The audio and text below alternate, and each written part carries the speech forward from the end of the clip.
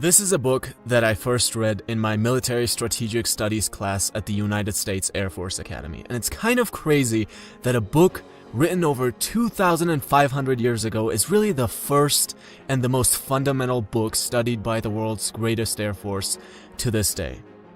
And you might not necessarily be fighting wars, but business is basically the modern day warfare. So if you own one or work for one, which should basically be everyone, then this book is just as useful for you as for a military strategist.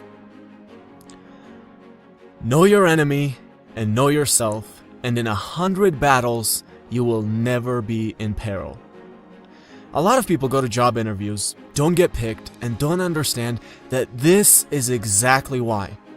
They walk in there having no idea about who they're dealing with.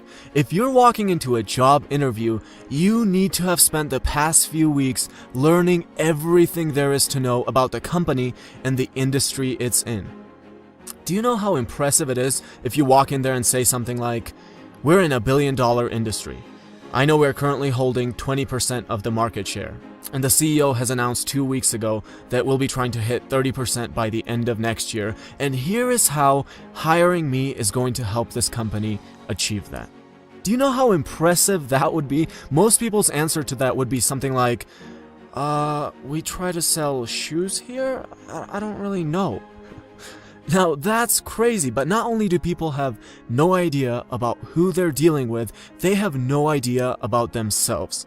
Most people, if asked, "Hey, why should we pick you?" have no idea how to answer it. It's like, I guess I'll work really hard?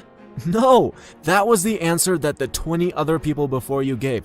Why are you better than all the other ones? Objectively, what are you capable of that makes you better than all the other ones? Know your enemy and know yourself, and in 100 battles, you will never be in peril. Avoid what is strong, attack what is weak. So when Jen gets a job at a company, she goes in and sees how everyone's really good at answering the phone, and she says, "I'm going to work hard and be better than everyone when it comes to answering the phone." And Jen's never going to be valued in that company. There are all these other people who are really good at answering the phone. You don't want to compete there. You want to be the Jen who everyone goes up to with insurance questions because you're the only person in there who knows everything there is to know about insurance. Same thing in business. No wonder businesses have such a huge rate of failure when people walk into a business trying to compete with Walmart on price. Why are you attacking what is strong? You're never going to beat Walmart on price. But what are the weaknesses? What do people demonize Walmart for?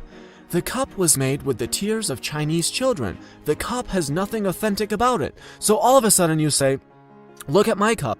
It's made by treating people really well. It's authentic because of this and that." Now that's still a really hard market, so good luck with competing in there, but at least you have some chance of some little market share now, because you literally had zero chance before.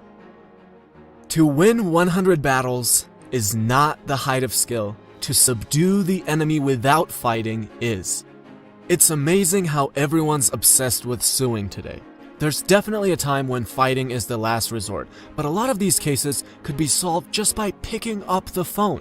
Picking up the phone costs nothing. Suing people will cost you a lot. And I love when people finally quote-unquote win and are so proud, because that's all you can be, just proud. Because if you looked at it rationally, you have spent endless amounts of money, years of your time and energy, and all that opportunity cost, and now you quote-unquote win.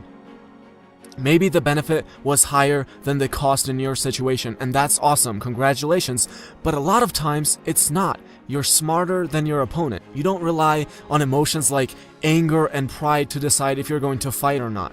You always take into account the cost, and you do everything you can to win the battle without actually fighting it, because you know that fighting has a cost, and that cost is huge. So the 3 big ideas are: know your enemy and know yourself, and in 100 battles, you will never be in peril. Avoid what is strong, attack what is weak. And to win 100 battles is not the height of skill. To subdue the enemy without fighting is.